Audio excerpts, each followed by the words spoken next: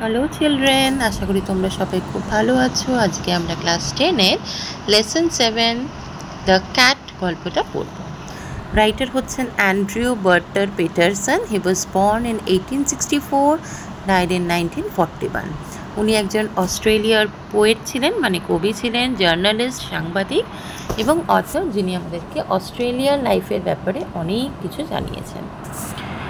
এই গল্পটা ক্যাটের জীবনকে নিয়ে। ক্যাটের যে ডেলি যে অ্যাক্টিভিটিস, মানে একটা বিড়ালকে আমরা যেভাবে দেখি তার থেকে বেসিক্যালি বিড়ালের ক্যারেক্টারটা অনেক বেশি, যেটা আমরা জানি না।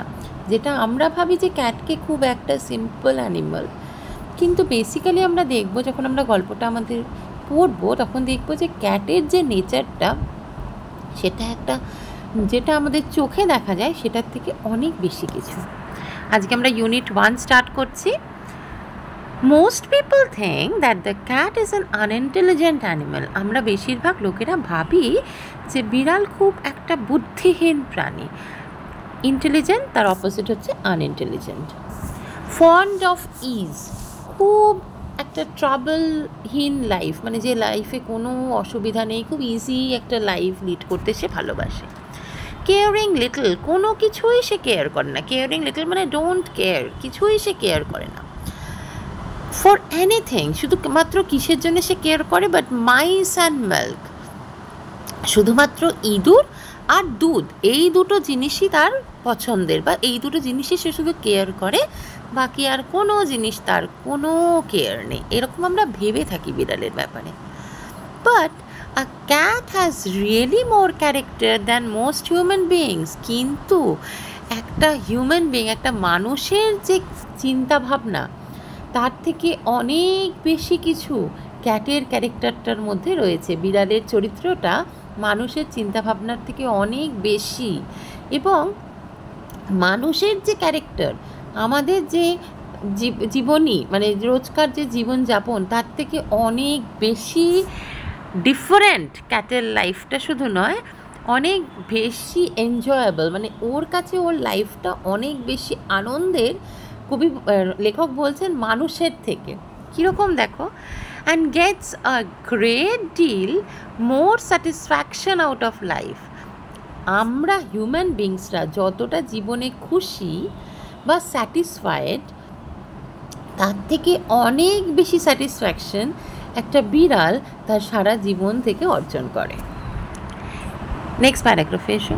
হি অর শি, এখানে লেখক বলছেন বিড়ালটি মেলও হতে পারে, ফিমেলও হতে পারে। Is an athlete. অ্যাথলেট মানে হচ্ছে জেনারেলি যারা স্পোর্টস কম্পিটিশনে পার্টিসিপেট করে তাদেরকে অ্যাথলেট বলা হয়। তো এখানে বিড়াল হচ্ছে এমন একজন প্রাণী যে অ্যাথলেট তো বটেই, অ্যাক্রোব্যাটও। তার মানেটা হচ্ছে অ্যাক্রোব্যাট হচ্ছে যে জিমন্যাস্টিক করে। তাকে তোমরা দেখবে বিড়ালকে অনেক সময় খুব বডিটা স্ট্রেচ করছে, পাগুলো সামনের দিকে স্ট্রেচ করে দিচ্ছে, বডিটাকে উল্টে দিয়ে স্ট্রেচ করছে, লম্বা হয়ে টান টান হচ্ছে। তো অ্যাথলেট সে বিভিন্ন রকমের দেখবে, ওকে ঝাঁপাতে দেখবে এখান থেকে ওখান, ওখান থেকে ওখান, তো ডেফিনেটলি ও অ্যাথলেট। অ্যাক্রোব্যাট তো বটেই, এক্ষুনি বললাম। আর গ্রিম ফাইটার, আমরা অনেকেই বিড়ালকে দেখি ভীষণ একটা সিরিয়াস মুখ করে আরেকটি বিড়ালের সঙ্গে লড়াই করতে চলেছে। তো যখন সে লড়াই করে সে কিন্তু ভীষণ সিরিয়াস তার লড়াইয়ের ব্যাপারে। তারপরেরটা দেখো, all day long the cat loafs about in the house. সারাদিন তুমি দেখবে তোমার পোষ্য যে বিড়ালটা আছে সে দেখবে সারাদিন তোমার বাড়িতে এদিক ওদিক ঘুরে বেড়াচ্ছে। লোফস অ্যাবাউট, এদিক ওদিক ঘুরে বেড়াচ্ছে, ডুইং নাথিং, কিচ্ছু করছে না, শুধু এদিক ওদিক ঘুরে বেড়াচ্ছে, খুব রিল্যাক্সড একটা ম্যানারে সে ঘুরে বেড়াচ্ছে। টেক্স থিংস ইজি, তুমি পাশ থেকে কিছু করছো, ওর কিছু এসেই যাচ্ছে না, মানে খুব একটা রিল্যাক্সড ওয়েতে সে সারাদিনটা তোমার বাড়ির মধ্যে ঘুরে বেড়াচ্ছে। allows himself to be pestered by the attentions of the people in the house, মানে তোমার বাড়িতে যখন সেই পোষ্য বিড়ালটা রয়েছে তখন তুমি যে ওকে বিরক্ত করছো, তুমি দেখবে ও তোমাকে বিরক্ত করতেও দেবে। মানে তার মানেটা হচ্ছে ও পছন্দ করে যে ওকে লোকে বিরক্ত করবে। এইভাবেই ও আমাদের অ্যাটেনশনটা ড্র করার চেষ্টা করে, মানে আমাদের ওর দিকে যে অ্যাটেনশন, যে দৃষ্টিপাত, সেটা করানোর চেষ্টা করে। To pass the time away, সময় কাটানোর জন্য, he sometimes watches a mouse hole for an hour or two. কখনো কখনো সময় কাটানোর জন্য কি করে জানো, 1-2 ঘন্টা একটা ইঁদুরের গর্তের দিকে তাকিয়ে বসে থাকছে, মানে সময় কাটাচ্ছে জাস্ট। এটা দেখো পরের লাইনটা, just to keep himself from dying of boredom, মানে জাস্ট বোরডম কাটানোর জন্য। যে আমরা অনেক সময় বোর হয়ে যাই না, ভালো লাগে না কিছু করতে, তখন ও একটা মাউস হোলের দিকে 1-2 ঘন্টা তাকিয়ে বসে থাকতে পারে। তুমি ভেবে দেখো, যদি ওর ভেতরে একটা মাউস থাকে, তার বেচারা কী অবস্থা, সে তো ওখান থেকে বেরোতেও পারছে না, কারণ ও তো 1-2 ঘন্টা ওর দিকে তাকিয়ে বসে আছে। বা ধরো সে ঢুকবে, সে ঢুকতেও পারছে না, কারণ সে তো ওইখানটায় বসে আছে। এটা জাস্ট ওর একটা ফান অ্যাক্টিভিটি, জাস্ট বোরডম কাটাচ্ছে, জাস্ট বোর হয়ে গেছে, কী করা যাবে, চলো ওর পিছনে লাগা যাক, এরকম একটা ব্যাপার। পিপল গেট দিস আইডিয়া, আমরা এটা ভাবি, that this sort of thing is all that holds life for a cat. ও এইটাই তাহলে হচ্ছে একটা বিড়ালের জীবনী, মানে সারা জীবনও এইটাই করে, এটা আমরা ভেবে থাকি।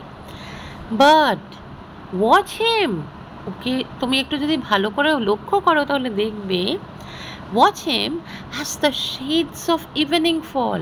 যখন সন্ধে হয়, সন্ধে হওয়ার পরে তুমি ওকে দেখবে।